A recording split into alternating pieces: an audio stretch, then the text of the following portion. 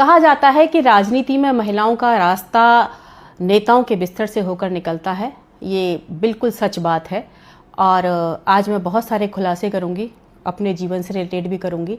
और अभी जो मधु किश्वर हैं वो आरोप लगा रही हैं, मोदी नामा जिन्होंने लिखी है, उनकी बायोग्राफी लिखी है। जो जिसकी बायोग्राफी लिखता है तो उसकी पर्सनल लाइफ के बारे में, उसके अंदर तक बहुत सारी चीज़ों के बारे में उसको पता होता है।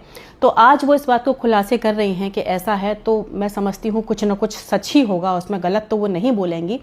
और उनके साहस को भी प्रणाम करती हूँ कि इतना बड़ा साहस उन्होंने किया, पर पता नहीं वो इतनी लेट क्यों बता रही हैं, कोई मजबूरी रही होगी उनकी। मैं 2009-10 में जब अपने स्कूल और कॉलेज चलाया करती थी, तो जब कभी सिटी में कोई प्रोग्राम होता था, कोई आया है, तो मुझे वक्ता के तौर पर लेक्चर देने के लिए बुलाया जाता था। एक बार महिला दिवस का कार्यक्रम था, मंत्री भी आए हुए थे और मुझे मुख्य वक्ता के तौर पर वहाँ बुलाया था। मैं वहाँ गई, मैंने अपना लेक्चर दिया।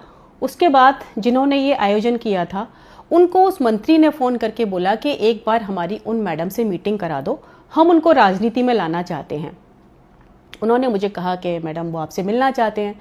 मैंने कहा मेरी राजनीति में कोई दिलचस्पी नहीं है। तो उन्होंने कहा कि अच्छे लोग नहीं आएंगे तो कैसे बात बनेगी। मैं गई, बात की और उन्होंने मुझे राजनीति में एंट्री कराई और एक अच्छा पद दिया। मैं 1 साल ही टिक पाई वहाँ पर, क्योंकि जो अंदर के हालात थे, जो अंदर औरतों की स्थिति थी, वो देखकर मेरा मन पूरी तरीके से खराब हो गया।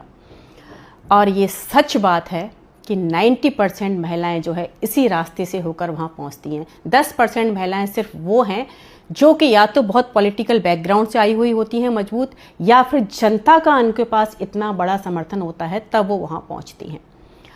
1 साल में मैंने देखा, मैं नीचे से लेकर ऊपर तक हर नेता से मिली, लेकिन सबका एक ही चीज़, give and take, give and take. आपके पास क्या है देने के लिए? काबिलियत नहीं चाहिए किसी को आपकी भाई। महिला पार्टी ऑफिस में एक बार 2 महिलाएं बात कर रही हैं, दोनों पार्षद हैं। एक को टिकट दे दिया, दूसरे को नहीं दिया। जिसको नहीं दिया वो कह रही है कि और क्या करूं, सब तो कपड़े खोल दिए, सब तो दे दिया, फिर भी टिकट नहीं दी। ये सुनकर मैं सन्न रह गई। हमने कहा कि आप इस बलबूते पर राजनीति में आएंगी? तो उन्होंने मुझे कहा कि तुम क्या सोचती हो, तुम अपनी काबिलियत के दम पे ऊपर पहुंचोगी? और उनकी बात सच साबित निकली। मैं जहाँ कहीं भी जाऊँ मुझसे सिर्फ एक ही डिमांड हो। हमने कहा ये तो मेरे बस की बात कभी नहीं है भाई, ऐसी राजनीति को प्रणाम करती हूँ भाई, रखो अपने पास। और मैंने 1 साल के बाद वो राजनीति छोड़ दी, लेकिन 1 साल में मैंने बहुत कुछ अंदर गंदगी देखी।